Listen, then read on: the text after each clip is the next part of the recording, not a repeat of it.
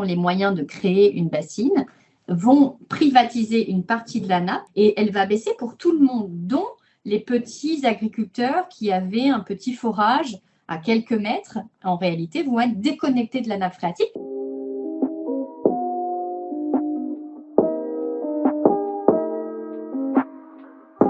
C'est un concept qui est déjà développé dans de nombreux pays, notamment très développé en Californie, qui a été développé avec des formes et des modèles différents en Australie. L'objectif, c'est vraiment d'essayer d'aller chercher de l'eau dans les nappes phréatiques et de l'extraire. Aux États-Unis, on va puiser de l'eau à 500 mètres de profondeur. La nappe va baisser et elle va baisser pour tout le monde, dont les petits agriculteurs qui avaient un petit forage à quelques mètres, en réalité, vont être déconnectés de la nappe phréatique. Ça, c'est quelque chose qui est très connu aux États-Unis. Tous les petits agriculteurs qui avaient des petites fermes se sont retrouvés complètement déconnectés des nappes.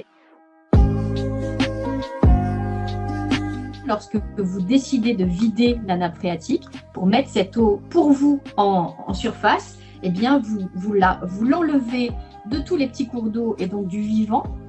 Donc c'est vraiment une question de dire cette eau, elle est à moi, je me l'approprie. De toutes les façons, regardez, il y en a trop. Regardez, la rivière, elle coule en permanence et vous voyez bien que l'eau, elle se perd.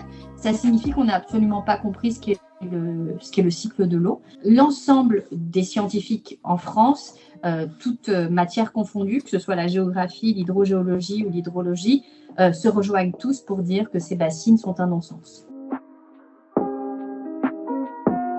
Il faut vraiment massivement qu'on cherche surtout à retrouver des sols sains, à retrouver des sols fertiles. Ça voudra dire une chute de rendement très importante.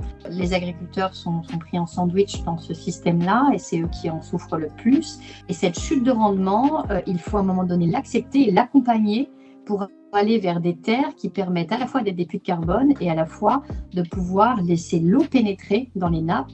Il faut faire des tests, essayer des méthodes sur certaines parcelles, sous certains climats.